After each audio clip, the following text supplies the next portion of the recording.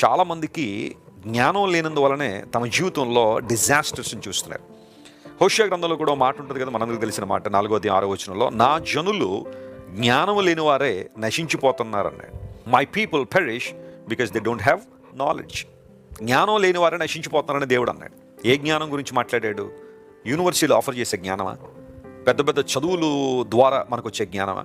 In fact చాలామంది జీవితాల్లో చదువులు పెరిగినప్పటికీ కూడా జ్ఞానం రావట్లేదు, ఇంగిత జ్ఞానం లేదు.